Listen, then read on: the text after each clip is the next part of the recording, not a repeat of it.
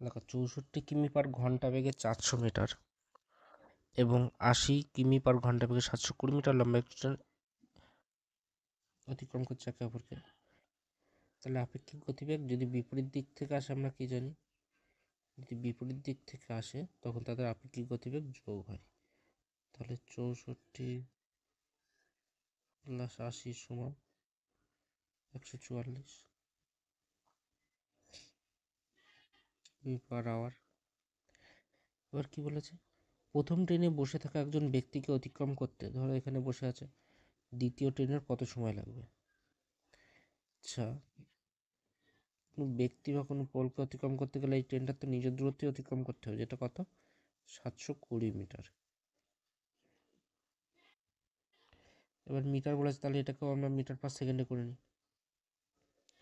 দেখো মিটার/সেকেন্ডে করতে গেলে কি করতে হয়, 5/18 দিয়ে গুণ করতে হয়।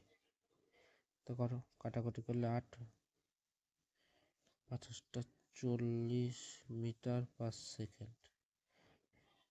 এবার সময় বের করবো।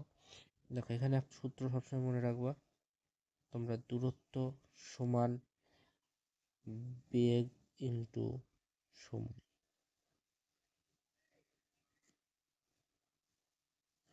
এটা সবসময় মনে রাখবো। এখানে আমাদের কী বের করতে হবে, সময়। তার মানে সময় মানে দূরত্ব বাই বেগ। দূরত্ব কত, 720, বেগ কত, 40 মিটার/সেকেন্ড। কাটাকুটি করো, 472, তার মানে 18 সেকেন্ড উত্তর। আশা করছি তোমরা বুঝতে পেরেছো এটা উত্তর।